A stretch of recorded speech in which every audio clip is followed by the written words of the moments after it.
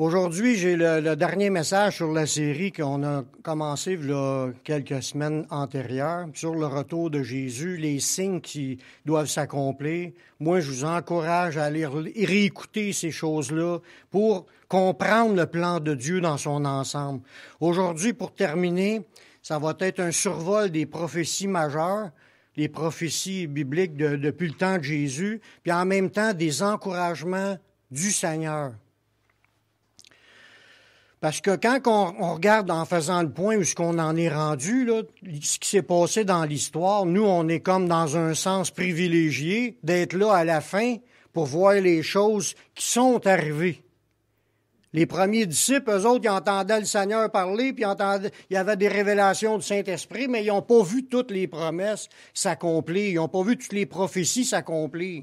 Ben nous, on en a vu un paquet. On va juste en regarder quelques-unes pour faire le point, comment est-ce que c'est Dieu qui contrôle l'histoire comme qu'il l'a dit. C'est ça qui est le but. Si Dieu il a pris la peine de nous avertir d'avance sur les choses qui doivent arriver, c'est parce qu'il voulait que nous qui avons vu ces choses, on les a lues, puis on les a vues, on a confiance, on va avoir plus confiance en Dieu. On s'attend dans le dernier sprint final, parce qu'on est dans le dernier sprint final des nations. Puis je pense que ça va être un des pires de toute l'histoire de l'humanité. Il y a des événements qui sont écrits que ça s'est jamais produit avant ce genre d'événements-là, qui vont se produire à la fin. Quand Jésus va, juste avant que Jésus revienne, dans la tribulation qui va être là, que les chrétiens vont être là. Puis Jésus nous avertit d'avance, puis il nous a même donné des encouragements à faire certaines choses pour être sûr qu'on va avoir la force de passer à travers le dernier sprint. C'est une récapitulation des grands événements qui sont arrivés à partir de la résurrection de Jésus, parce que déjà, avant l'histoire de Jésus, c'était à prophétiser les grandes lignes de l'histoire de Jésus, puis même sa mort et sa résurrection, c'était à prophétiser. Ça, on le sait, on en parle souvent, mais les choses après. Les grandes prophéties ont commencé, premièrement, par l'effusion du Saint-Esprit de Dieu à la Pentecôte. Ça a été la naissance de l'Église. Jésus a averti ses disciples. Attendez à Jérusalem, vous allez recevoir une puissance du Saint-Esprit, va venir sur vous, puis vous allez être mes témoins. Ils se sont mis à prier. Ils n'avaient pas encore vu ça, ces accomplissements-là. Mais ils ont prié, bing, ils ont reçu le baptême du Saint-Esprit, la puissance de Dieu. 3000 personnes s'est converties ce journée-là. C'était le départ de l'Église du Seigneur. C'est une grande prophétie qui était annoncée dans l'Ancien Testament, plus annoncée dans le Nouveau par Jésus lui-même. C'est des prophéties.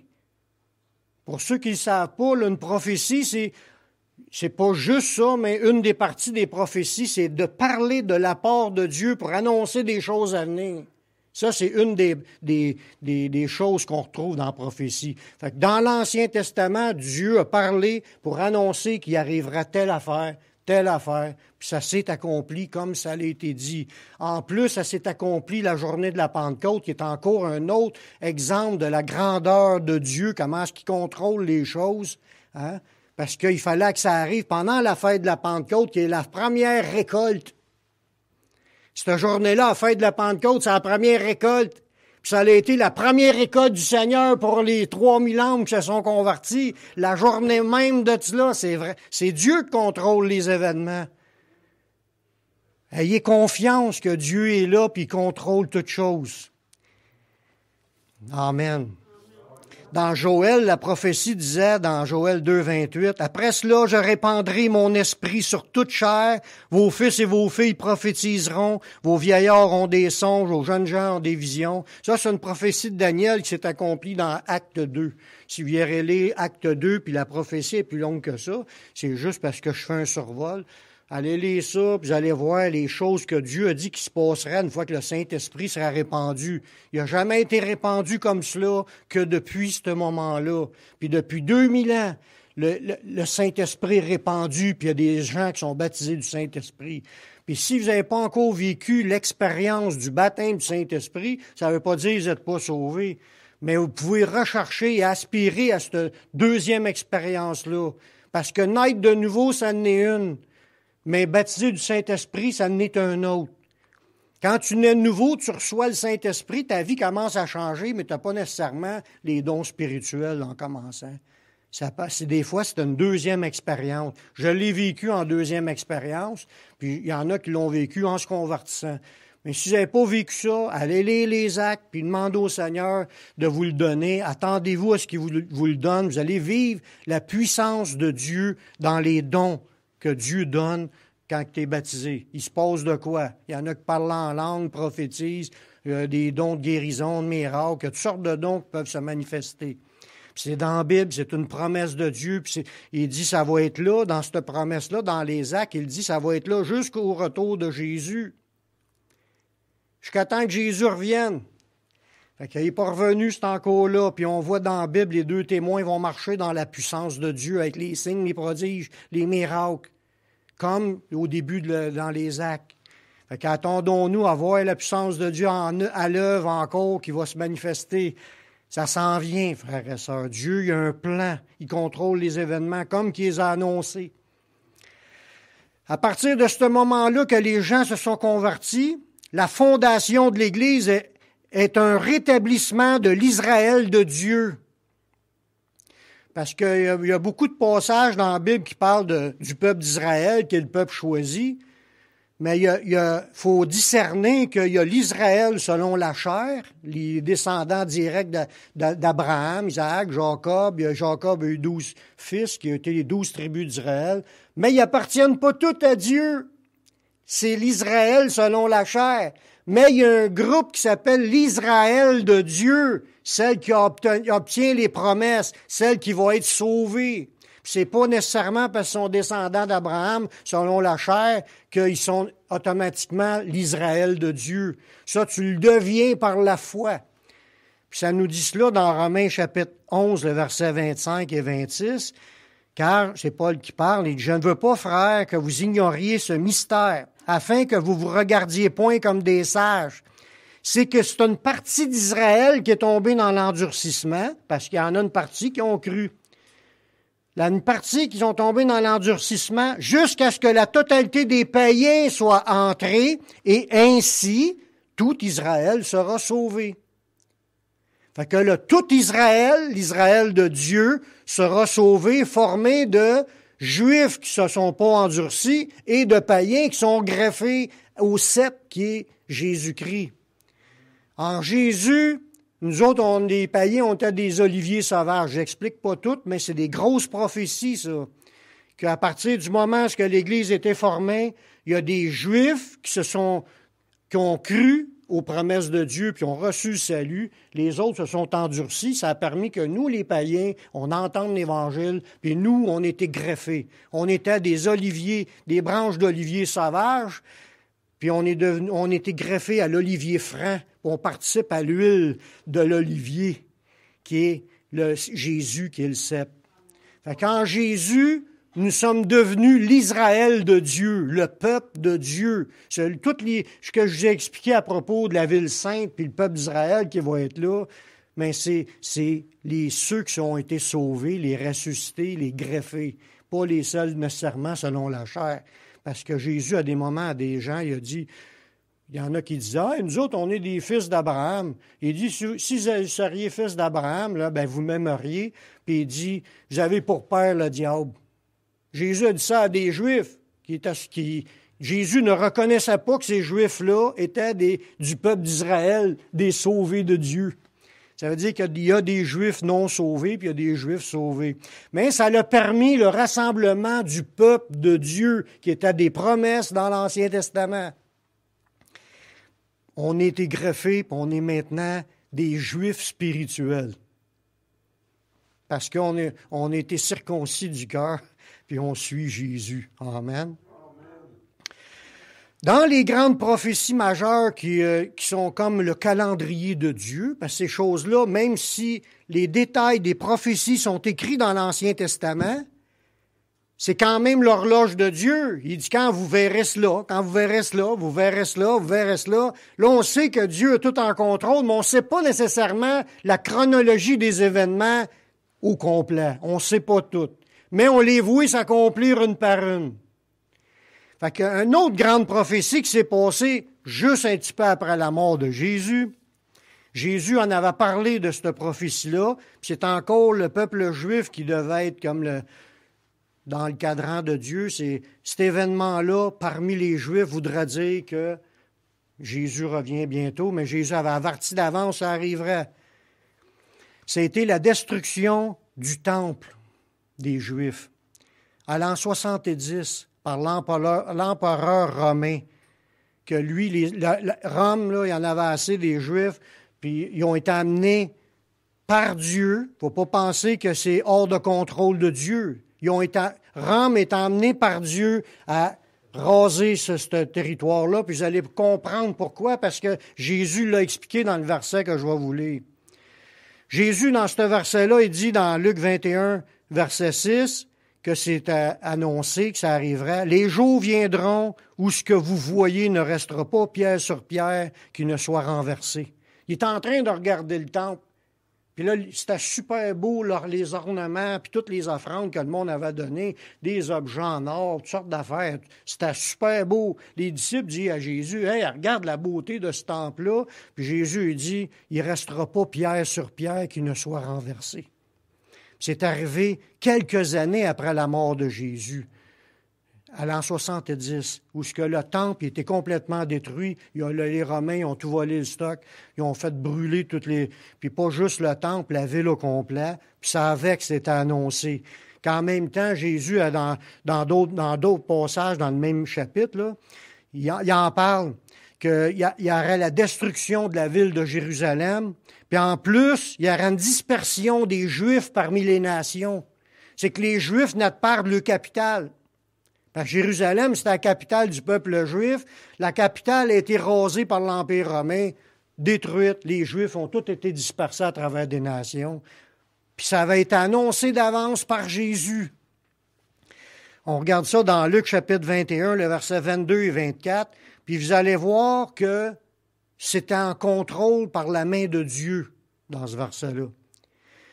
Jésus, quand il explique la destruction de Jérusalem, il dit « Ce sont des jours de vengeance pour l'accomplissement de tout ce qui est écrit. » Ça veut dire que c'était des prophéties de l'Ancien Testament qui s'accompliraient, puis que le temple serait détruit, la ville serait détruite, puis les Juifs seraient dispersés. Puis c'est un jour de vengeance, c'est un jour de punition que Dieu a fait à Israël. Pourquoi? Bien, c'est une entre autres que je peux vous dire tout de suite. Ils l'ont demandé eux-mêmes que ça leur arrive, les Juifs, mais sans s'en rendre compte. Quand ils ont crucifié Jésus, ils ont dit que son sang retombe sur nous et nos enfants.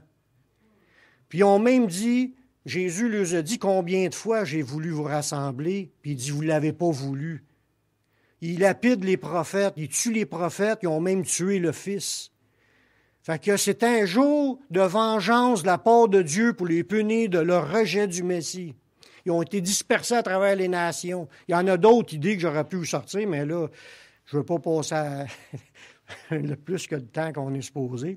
Je fais juste un survol pour vous démontrer que tout ce qui arrive dans les grands événements, même l'Antéchrist, c'est annoncé d'avance. Il va venir, puis ce qui va se produire, c'est pas hors de contrôle de la main de Dieu. C'est tout prévu, puis ça va tout s'accomplir afin que s'accomplisse ce qui est écrit.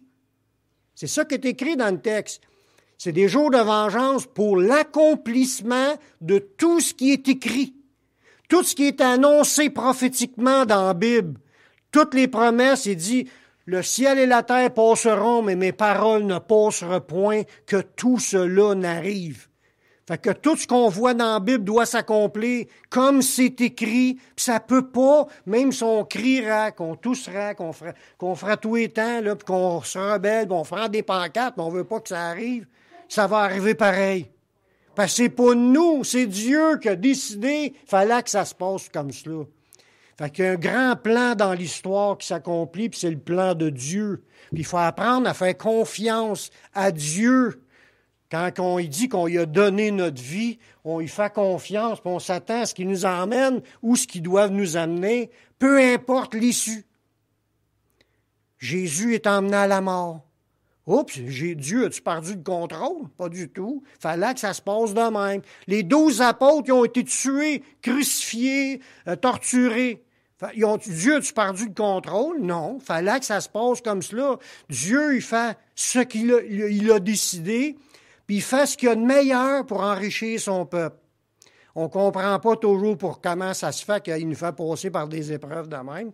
Mais Dieu a son plan, puis Dieu est glorifié quand on soumet, puis qu'on accepte, puis on avance. Tout ce qu'on a besoin, c'est la force pour pouvoir passer à travers ce à quoi qu'on est destiné. Amen. C'est ça la confiance, c'est ça la foi. Parce que dire, j'ai la foi en Dieu, mais on veut tout faire selon notre manière, comme qu'on veut, pour atteindre nos buts, nos objectifs, on est en train de marcher dans la rébellion et non dans la soumission. Jésus a appris la soumission, les apôtres aussi, nous aussi. Il faut apprendre à se soumettre à Dieu, puis on fait confiance que Dieu, il a notre vie entre ses mains. Il l'a dit, Jésus. Nul les ravira de ma main, puis nul les ravira de la main de mon Père. Mais on peut débarquer, par exemple, mais on ne veut pas débarquer, on veut rester dans sa main. Amen. Il dit, ce sont des jours de vengeance pour l'accomplissement de tout ce qui est écrit. Puis là, il dit, malheur aux femmes qui seront enceintes et celles qui allaiteront en ces jours-là, car il y aura une grande détresse dans le pays, ça c'est dans le pays d'Israël, et de la colère contre ce peuple. C'est Dieu qui est en colère contre ce peuple, parce qu'ils ont rejeté leur Messie. Ils tomberont sur le tranchant de l'épée, ils seront emmenés captifs parmi toutes les nations. Jésus a dit que les Juifs seraient emmenés captifs parmi toutes les nations. C'est ça la dispersion qui ont vécu. Et Jérusalem sera foulée aux pieds par les nations jusqu'à ce que le temps des nations soit accompli. Ça veut dire que Dieu avait prévu une longue période de temps, que ce soit tout le temps des nations que Jérusalem sera foulée aux pieds par les nations. Fait que pendant 2000 ans que la ville de Jérusalem, c'est d'autres nations qui vivaient dedans, cette ville-là. Que les Juifs n'étaient plus en possession de leur terre promise. Il ne faut pas oublier que Dieu l'avait promis à Abraham que ce territoire-là appartiendrait à sa descendance. Puis pendant 2000 ans, les Juifs n'étaient plus dans leur terre promise. C'était le plan de Dieu en punition, puis il a prévu que ça durerait tout le temps de l'histoire humaine. Pour vous montrer encore comment est-ce que Dieu a tout en contrôle. On est dans l'époque présente, là, témoin de ce que Dieu dit est vrai. De ce que Dieu dit, c'est vrai.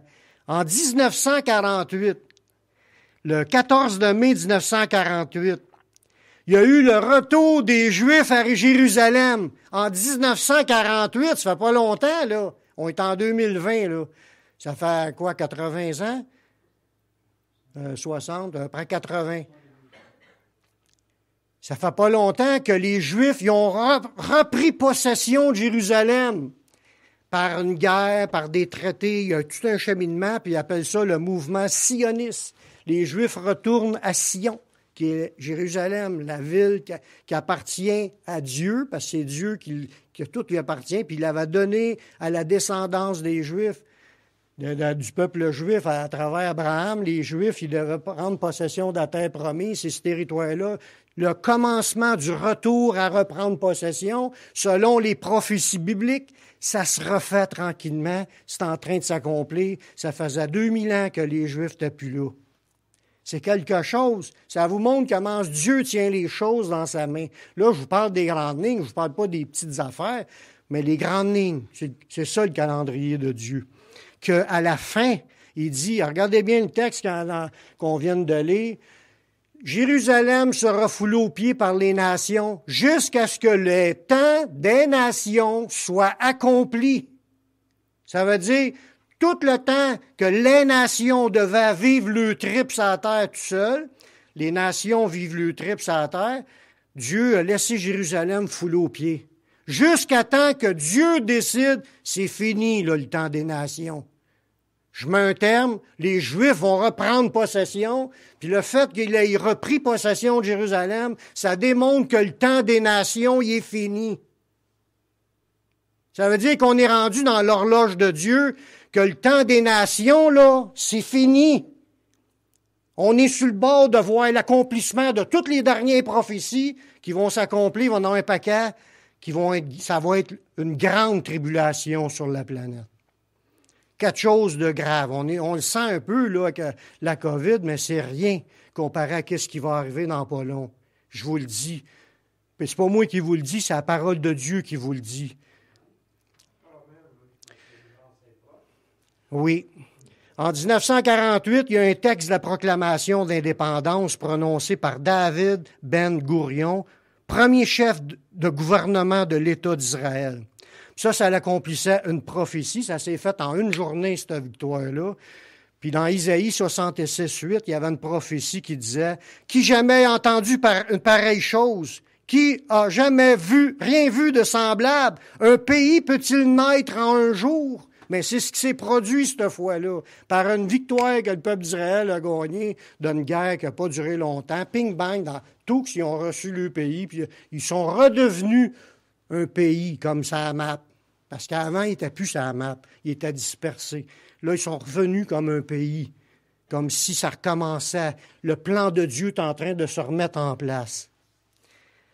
Ben, c'est pas qu'il l'avait échappé, mais c'est parce que c'est le plan de Dieu que ça se passe comme cela. Fait que les événements se placent quand Dieu décide, c'est le temps. Amen. C'est ça qui est important de lire les prophéties. On lit les prophéties pour être conscient que Dieu mène l'histoire. Puis ça va nous donner de la confiance puis de l'assurance. Nous sommes maintenant à la fin. Déjà, parce que là, j'ai parlé des choses qui se sont passées dans le passé. Là, je vous parle des choses qu'on est rendu là.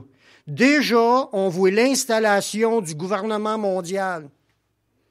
On le sait que ça s'en vient. Puis ceux qui veulent plus de détails, allez réécouter mes prêches. J'ai parlé des prêches sur tous les grands thèmes. J'en ai parlé depuis, c'est mon 30e message sur la série présentement. Allez réécouter ça. Vous allez grandir dans la compréhension du plan de Dieu dans tout cela. On est rendu à la fin, là. Le temps des nations est fini. On voit que le gouvernement mondial est en train de s'installer. La Banque mondiale, c'est pas pour rien qu'ils appellent ça une Banque mondiale. C'est pas pour rien qu'ils appellent la chose de la santé, l'OMS, là, l'Organisation mondiale de la santé. Il y a toutes sortes de départements qui s'installent de même, qui sont ils cherchent à développer un gouvernement qui va contrôler toutes les avenues de la planète. Que ce soit la bouffe, que ce soit la pollution, que ce soit l'armement, la défense, là, que ce soit tous les sujets. Il y a des organisations mondiales qui s'installent, que déjà ils ont une influence sur la planète, puis ils nous contrôlent dans certaines affaires. Je ne dis pas chaque décision qu'ils prennent qui est mauvaise, mais le point est que c'était prévu et annoncé d'avance. Puis là, on voit l'installation, ça devrait nous dire « Wow, on est dans le plan de Dieu, c'est en train de se faire, puis Jésus est à la veille de revenir. » On devrait tous être excités de voir ça. On devrait être tout heureux de voir que la Bible est vraie.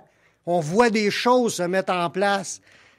Ça fait 40 ans que je suis chrétien, ça fait 40 ans qu'on en parle, que Jésus revient, puis qu'il va avoir la marque de la bête, puis tout le kit. Puis là, on est en train de voir les choses s'installer. On arrive. Lors de l'apparition de ce faux Messie-là, parce qu'ils vont avoir un personnage qui va être comme une personne attendue, qui vont penser que c'est un Messie. Déjà, il y en a qui se pensent des Messies, là, quelque part. Je ne veux pas peser sur les noms qui se véhiculent présentement, là. Mais déjà, il y a du monde qui propose des idées pour contrôler la planète. Vous n'avez sûrement déjà entendu, il y a plein d'affaires qui circulent, des idées qui circulent. Puis quand ce personnage-là va prendre le contrôle, puis qu'il va s'installer pour contrôler la planète, parce qu'il va en avoir un qui va être l'antéchrist, qui va être le faux prophète. Là, il va y avoir un faux prophète avec cet antéchrist-là, puis lui, ça va être un faux messie, un faux sauveur. Toutes les gens de la Terre vont tout être en admiration de cette super puissance mondiale-là qui va se développer. Ça dit dans Apocalypse 13:8 que tous les habitants de la terre l'adoreront. C'est fort. Ils vont tellement être fiers de cet accomplissement-là, puis de tout les possibilités que ça peut faire, que les habitants de la terre vont l'adorer, sauf les chrétiens. Sauf les chrétiens.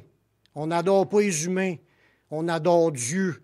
Puis on ne met pas notre confiance dans un homme comme le de penser Messie. C'est Jésus le Messie, il n'y a pas d'autre que lui. Nous servons le Seigneur Yeshua, Jésus-Christ de Nazareth. On ne sert pas d'autres humains. On est soumis à des lois qui sont là, comme dans le temps de Jésus, il y avait les lois romaines qui étaient là en plus des lois juives. Puis le monde se soumettait, mais on ne se prosternera pas devant eux autres pour tomber en amour avec ce gars-là quand on sait qui c'est. Parce que la Bible a dit qu'il va être animé de plein de démons, puis il va contrôler le monde dans sa perdition. Puis tous ceux qui vont embarquer à se faire marquer puis à se faire contrôler par le système qui va être en place, un système monétaire, sont perdus à tout jamais. Il n'y a pas moyen de se convertir une fois que tu as reçu la marque de la bête. Fait qu'il faut rester vigilant pour embarquer là-dedans. Il dit, tous les habitants de la terre l'adoreront, ceux dont le nom n'a pas été écrit depuis la fondation du monde dans le livre de vie de l'agneau qui a été immolé. Ceux qui ont reçu le nom, ils ont reçu Jésus, puis que le nom, ils sont inscrits dans les cieux parce qu'on est des sauvés, on n'acceptera pas ce gouvernement-là. On n'a pas eu le choix de subir les conséquences de ne pas l'avoir accepté, mais on ne l'acceptera pas. On va dire non à cela, même au kit de se ramasser en prison ou de se faire couper la tête. Parce qu'il y en a, ça le dit, qui vont être décapités à cause de la marque de la bête. Je ne sais pas comment est-ce que ça va être dans chaque pays, mais il y a des gens qui vont le vivre. C'est pour ça que ça prend de la foi pour aller jusqu'au bout à servir le Seigneur, peu importe ce qui arrivera. Le Seigneur en premier. Amen. Hein? Oui, on l'est déjà vainqueur. Puis il faut rester dans la victoire. Il ne faut pas laisser l'angoisse, les persécutions, la faim, la nudité nous influencer, comme le verset que j'ai dit au début. Il ne faut pas laisser les choses du monde et ses problèmes nous écraser, nous abattre, puis dire « moi, je lâche tout ». Non. Malgré tout ça, on aime l'amour, on aime le Seigneur, puis on est prêt à aller jusqu'à la mort pour lui. Amen. Je n'ai pas entendu gros d'amen. Amen. Amen. Son règne à l'Antéchrist va durer 3 ans et demi. Il va y avoir des grands fléaux qui vont s'abattre sur la terre durant son règne. Ça, là, ce qu'on voit dans l'Apocalypse, les 7 sceaux, les 7 trompettes, les 7 tonnerres, les 7 coupes qui sont écrites dans l'Apocalypse, ça va s'abattre dans cette période-là de 3 ans et demi de temps. Il y a plein de cataclysmes qui vont arriver, des cataclysmes naturels, plus des problèmes mondiaux à cause des pandémies. Il en parle de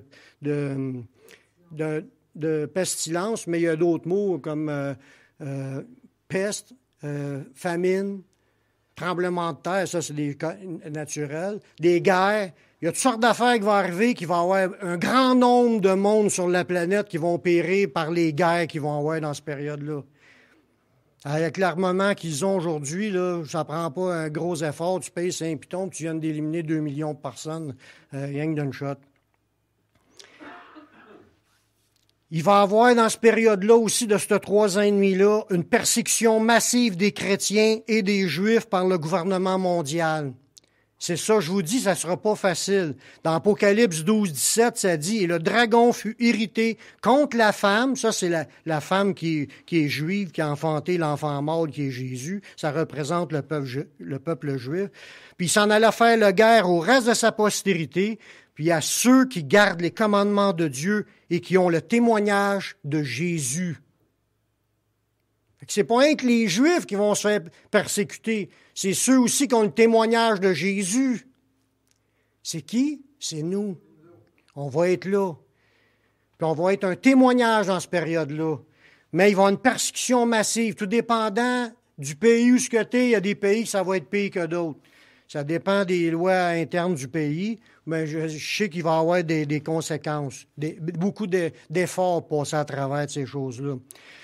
Parce que la Bible elle dit dans un autre passage que les Juifs deviendront une pierre lourde pour les nations, puis ils vont se faire attaquer par toutes les nations. Dans Zacharie 12, 3, ça dit « En ce jour-là, je ferai de Jérusalem une pierre pesante pour tous les peuples.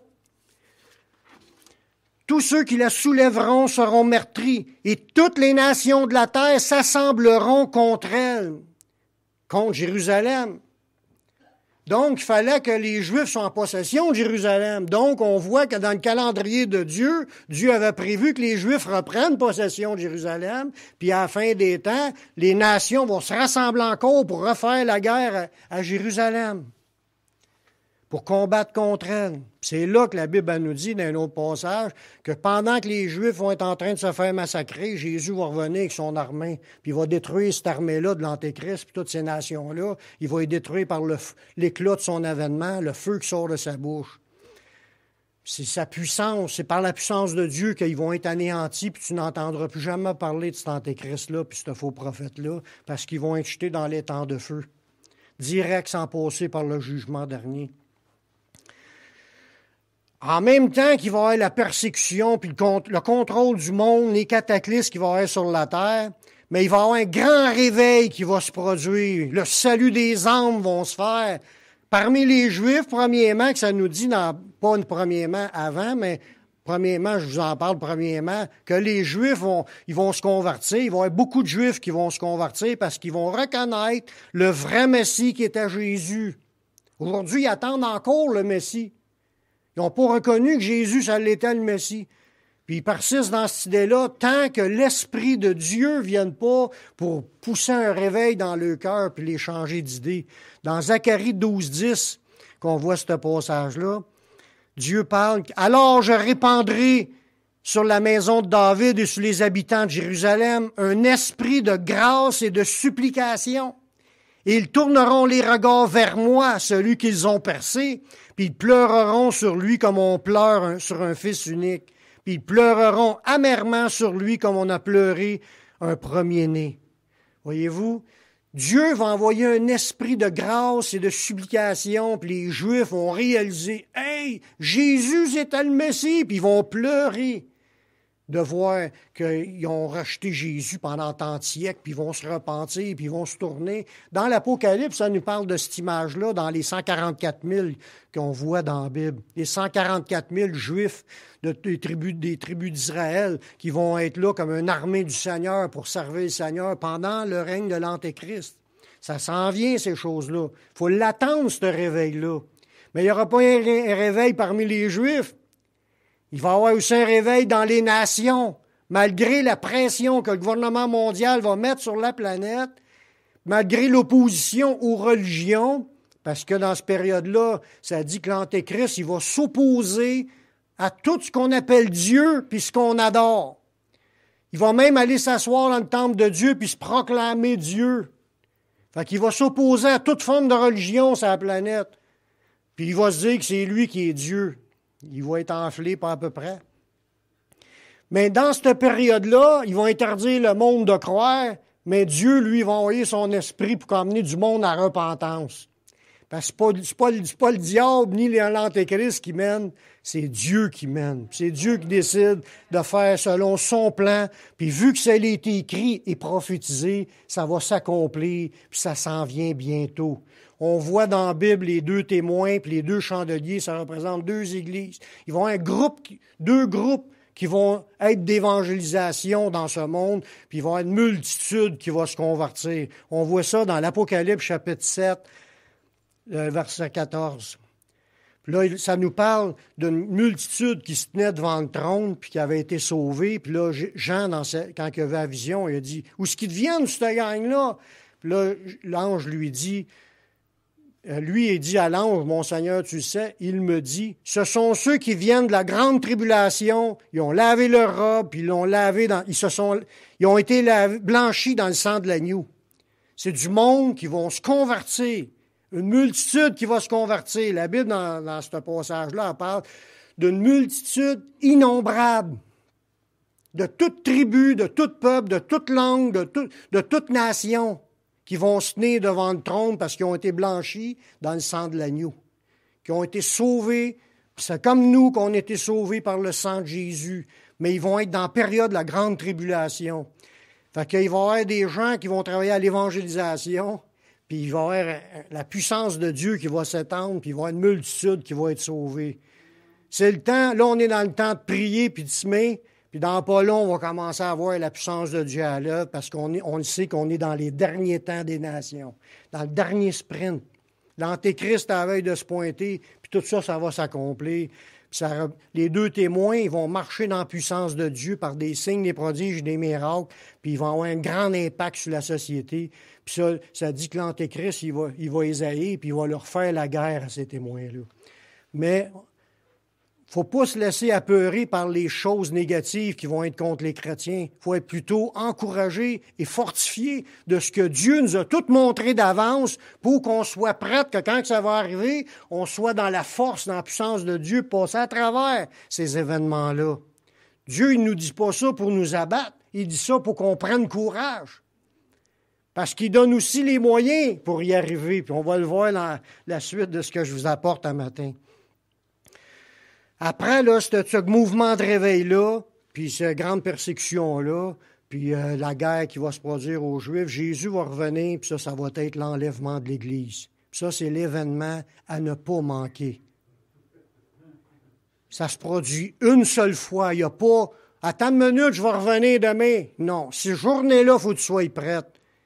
Puis c'est pas cette journée-là, il faut que tu sois prête. Il faut que tu sois déjà prête avant pour que quand ça arrive, tu pars.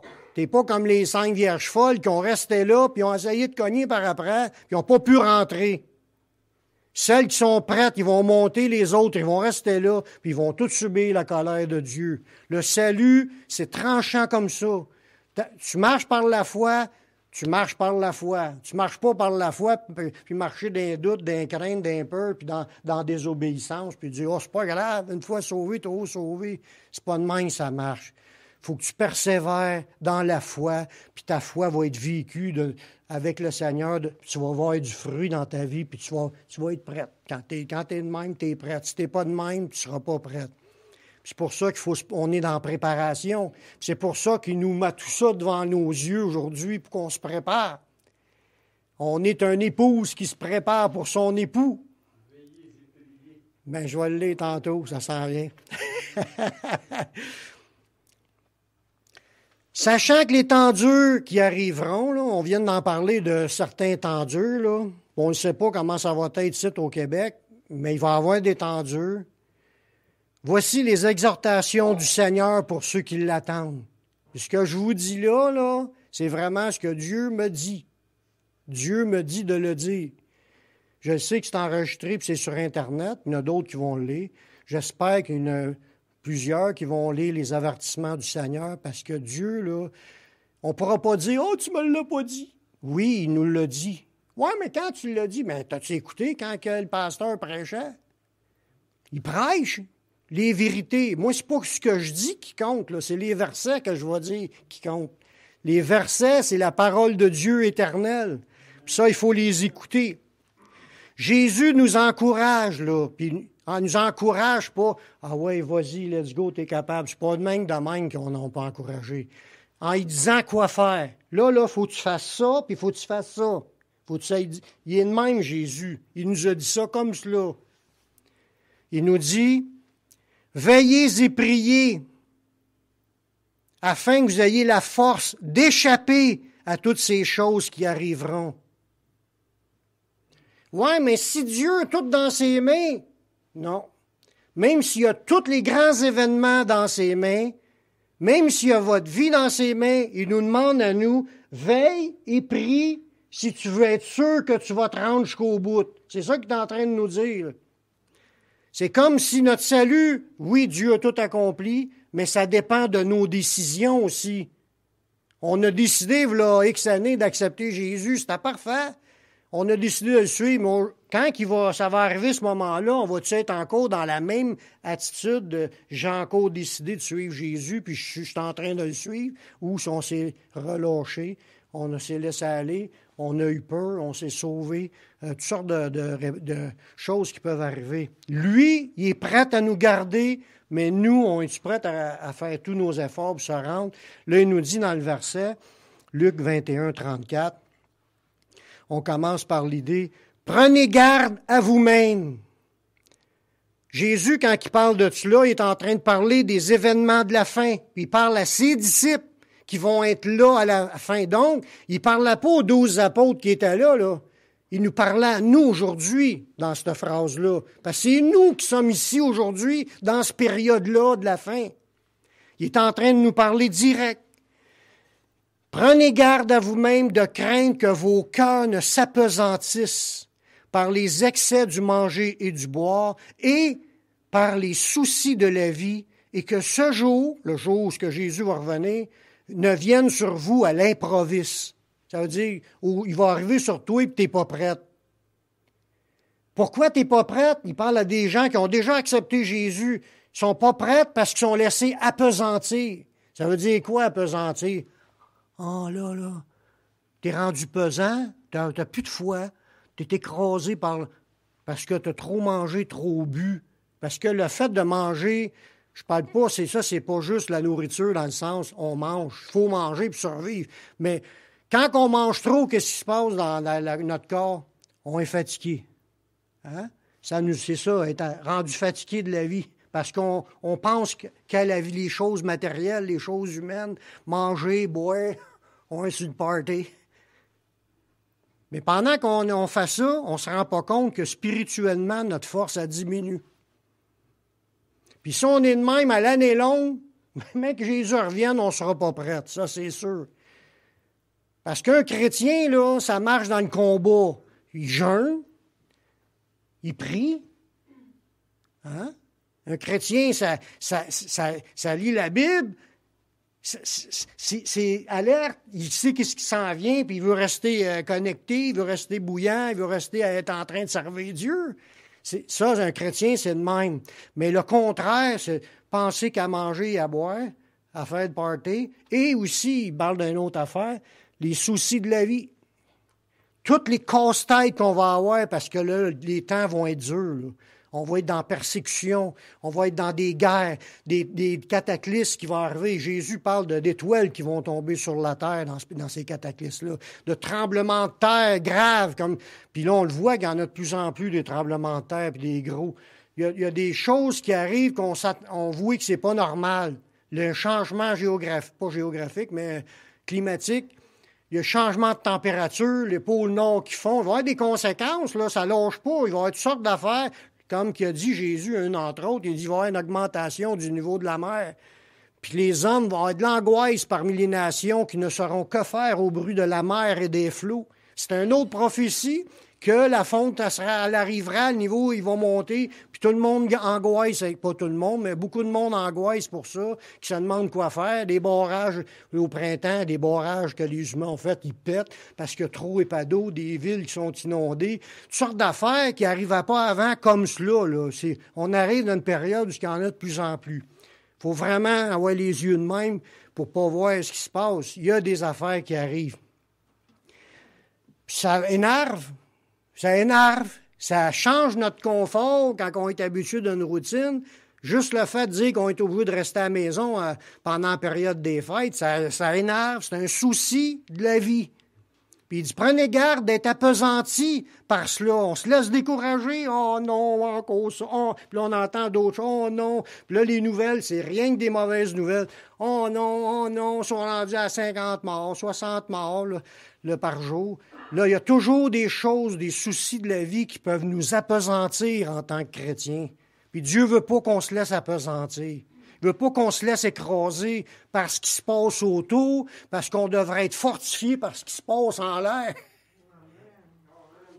C'est Dieu qui est notre force. Puis lui, ça change pas. C'est là, il faut rester nos yeux, puis penser à lui, puis espérer en lui, avoir confiance en lui. Peu importe ce qui arrive là, moi, c'est qu'est-ce qui arrive ici qui est important. Garder le contact. C'est pour ça qu'il dit à ses disciples de prendre garde de ne pas s'appesantir pour ne pas être prête. Ça veut dire qu'il y a une possibilité qu'un chrétien sauvé, né de nouveau, qui ne fasse pas partie de l'enlèvement parce qu'il est appesanti. Ouais, mais le salut ne se paie pas. C'est pas vrai que ça ne se paie pas. Arrêtez de penser ça. Il y a plein de passages. Il y a 80 passages qui disent que le salut peut se perdre. 80 dans le Nouveau Testament. Je pourrais vous sortir la liste. Elle est dans ma Bible, parce que c'est pas moi qui l'a faite, la liste. Là. Elle est écrite dans ma Bible par le docteur en théologie qui a mis des commentaires dans ma Bible. Fait qu'il va arriver, il faut être prête, c'est ça que je vous le dis, que c'est Jésus qui m'a dit, qui m'a montré qu'il fallait que je vous annonce là. Ça fait partie des signes des temps, puis on est rendu là, puis ça prend du monde préparé. Puis là, il continue dans le même paragraphe. Là, il nous demande de prier. De prier pour avoir la force du Saint-Esprit afin de résister dans tous ces problèmes-là qui vont arriver. Ça nous dit au chapitre 21, Luc 21, le verset 35 et 36, car, là, il parle du retour de Jésus, il viendra comme un filet sur tous ceux qui habitent la surface de la terre. Puis là, il dit, veillez donc et priez. Veiller, ça veut dire ne pas se laisser appesantir, ne pas se laisser écraser. Veiller, c'est le contraire d'être endormi. Tu veilles, tu t'es gardes, tu sais que ça s'en vient, puis là, tu es réveillé. Veille, mais c'est pas suffisant d'être réveillé. Il faut que tu sois une personne qui prie. Excusez. Il faut être une personne qui prie. Tu ne peux pas dire que tu es prête si tu ne pries pas aujourd'hui. Si tu n'as pas prié hier, si tu n'as pas prié avant-hier, tu ne peux pas te penser prête. Parce que c'est dans la prière que tu vas chercher la présence de Dieu et tu es rempli du Saint-Esprit. Si tu ne pries pas pendant un an, mais il ne faut pas penser que tu es prête à l'enlèvement. Tu n'es pas prête, tu es la Vierge sans huile. C'est pas des farces. La Vierge... La différence qu'il y avait entre la Vierge avec de l'huile et la Vierge qui avait pas d'huile, c'est que sa lampe, elle n'allume pas parce qu'elle n'a pas d'huile. Puis l'huile, là, c'est représenté par le Saint-Esprit. C'est ça qui alimente le feu. Si tu veux être en feu pour Jésus, là, puis par Jésus, mais c'est le Saint-Esprit qui produit ça. Puis c'est en prière que tu vas chercher ça. Si tu pries, faut apprendre à prier. Si on ne prie pas, il faut apprendre. Parce qu'il faut que tu sois rempli du Saint-Esprit, il faut que tu sois connecté quand il va revenir. Parce qu'il arrive et il te trouve loin, éloigné de lui, parce que tu n'es pas connecté, mais tu ne participeras pas à l'enlèvement, puis tu es fait. C'est pour ça que Jésus veut qu'on se prépare. Il dit, veille et prie en tout temps. Ça veut dire, relâche-toi jamais de prier, afin que vous ayez la force d'échapper à toutes ces choses qui arriveront. Il parle de tous les cataclysmes que je vous ai mentionnés. Puis de paraître debout devant le Fils de l'homme. La journée que Jésus arrive, il faut qu'on soit debout, spirituellement parlant, réveillé dans l'onction du Seigneur. Il faut que j'y aille vite, là, je mais... Ça va être un temps difficile à traverser pour l'Église. Dieu veut qu'on fasse un effort de persévérance dans ces moments-là qui vont arriver. Il y aura des chrétiens qui abandonneront la voie du Seigneur. On voit ça dans Matthieu 24, mais il y en a plein de versets. Là. Matthieu 24, encore dans le temps qu'il parle des signes, là, au verset 12 et 13, il dit « Parce que l'iniquité, le péché se sera accru, ça c'est dans l'Église, la charité du plus grand nombre se refroidira. » On ne parle pas du monde là, pour la charité. La charité, c'est produit par le Saint-Esprit, c'est dans l'Église. Le péché va augmenter dans l'Église, puis c'est ce qu'on est en train de voir avec les églises œcuméniques, les églises qui...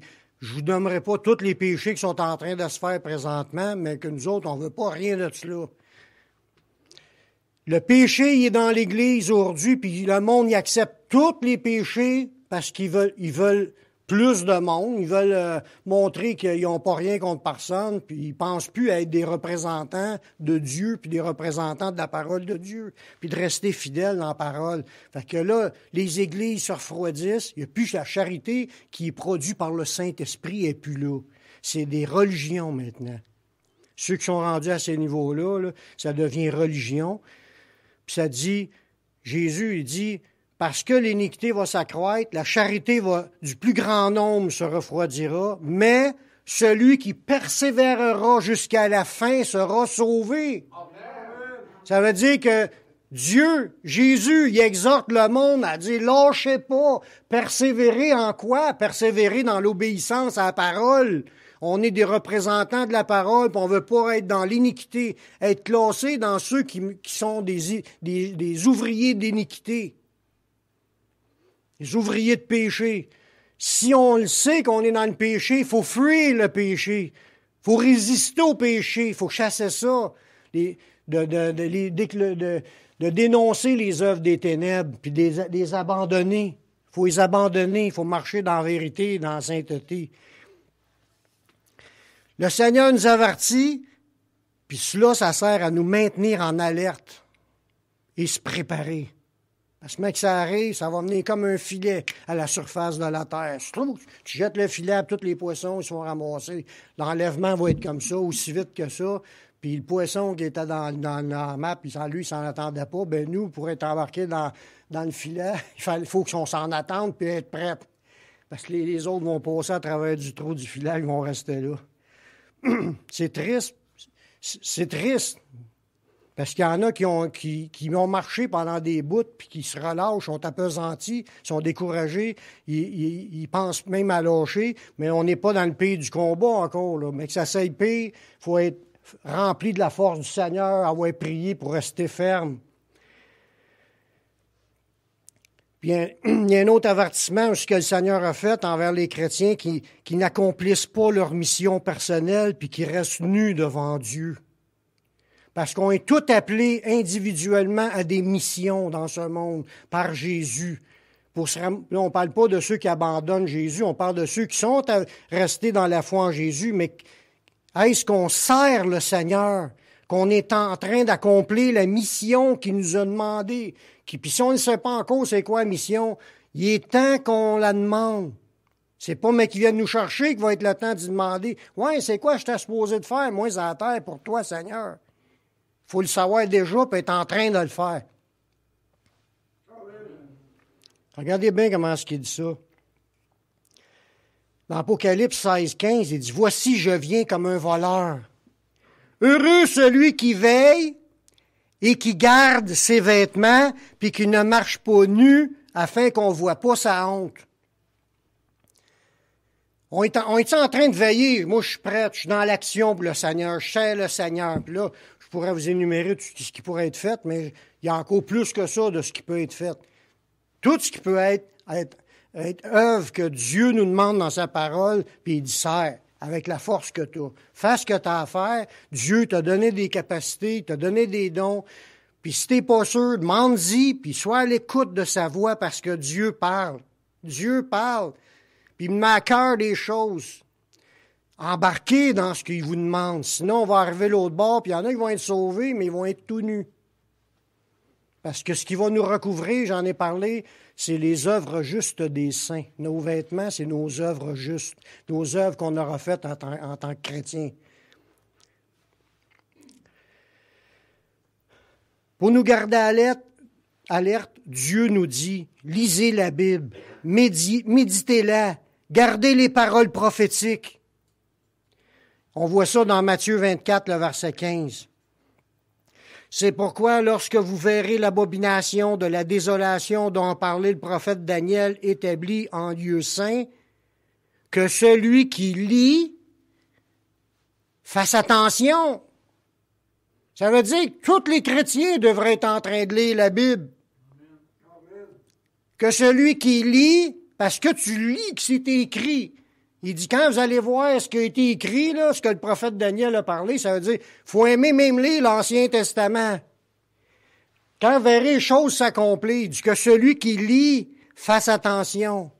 Ça veut dire que les chrétiens devraient lire la Bible. Au moins l'écouter. Tu l'as en audio, si on a de la misère à lire. Mais j'encourage à lire, ça reste plus. Moi, je fais les deux. Je prends du temps pour lire, puis j'écoute parce que j'ai mon Bluetooth, puis mon téléphone, il y a des bibles audio, tu peux écouter. Puis si ça vous dit que vous voulez l'avoir, mais je vais vous donner les trucs pour aller chercher ça, pour que vous puissiez écouter la Bible, prendre du temps chaque jour. Lire la Bible, là, c'est notre daily bread, c'est notre pain quotidien. Quand Jean-Jésus dit dans la prière du Notre Père, donne-nous aujourd'hui notre pain quotidien, il ne parle pas de la nourriture physique, là, il parle aussi de la nourriture spirituelle. Jésus a dit, l'homme ne vivra pas de pain seulement, mais de toute parole qui sort de la bouche de Dieu. Les versets de la Bible sont une nourriture pour le chrétien. Si tu veux être prête, veillant, puis en ayant de la force, allez demander à un gars d'aller pelleter un 10 roues de roche quand ça fait 2 mois qu'il n'a pas mangé. Faut que tu manges à tous les jours, ça te maintient dans l'énergie que tu as besoin. Pour le moment où tu vas avoir à pelleter, tu as l'énergie. Mais la Bible, c'est la même affaire. C'est notre nourriture, notre pain quotidien. Faut lire la Bible, frères et sœurs. Se nourrir des paroles qu'il y a là. Mais l'autre verset, il va encore un petit peu plus loin que juste lire. Mais déjà, lire, là, il dit, si tu lis et tu t'aperçois de quelque chose, il dit, fais attention, sois sur tes gardes. Tu viens de lire que ça va s'accomplir, là. Fait que faut que tu sois alerte, puis vigilant, puis faire ce que tu as à faire, ce qui doit être fait. Mais pour continuer l'idée, il va y avoir des souffrances dans cette période-là, mais le fait de voir les prophéties s'accomplir, cela nous rendra heureux. On va être heureux quand on sait que ça s'en vient. On ne sera pas appesanti, puis découragé, puis abattu. Tu vas avoir une force spirituelle qui va t'animer. Tu vas être content que les choses se mettent en place parce que tu sais que Jésus s'en revient. Il nous dit ça dans l'Apocalypse 1, le verset 3, qui dit « Heureux celui qui lit ». Encore une fois, c'est répété. « Heureux celui qui lit ». Lire quoi? Lire la Bible. Lire même plus précisément les prophéties, parce que c'est écrit dans l'Apocalypse, ce verset-là. « Heureux celui qui lit ». Et ceux qui entendent les paroles. Tu lis, là tu apprends des affaires, là, tu es en train d'entendre. Quand les lumières s'allument, là, puis tu comprends ce que tu lis, là, les lumières s'allument, c'est Dieu qui t'en donne une nourriture spirituelle. Ça t'allume. Là, tu entends les paroles, puis qui garde les choses qui sont écrites. Ça veut dire que tu y penses à ces affaires-là. C'est pas que ça rentre par une oreille, puis ça sort par l'autre, puis tu as tout oublié. Ça rentre, tu comprends, puis tu les gardes, tu médites ces choses-là, tu réfléchis. Jésus a dit ça, Jésus a dit ça. Puis là, tu commences à penser à tout l'ensemble pour ajuster ta vie face à ce que tu lis puis ce que tu comprends. Il faut qu'un chrétien rentre dans cela s'il va avoir la force de se rendre jusqu'au bout.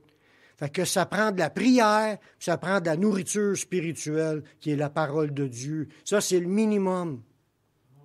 C'est le minimum pour rester debout quand Jésus va revenir. Puis après ça, il dit, mal en pratique.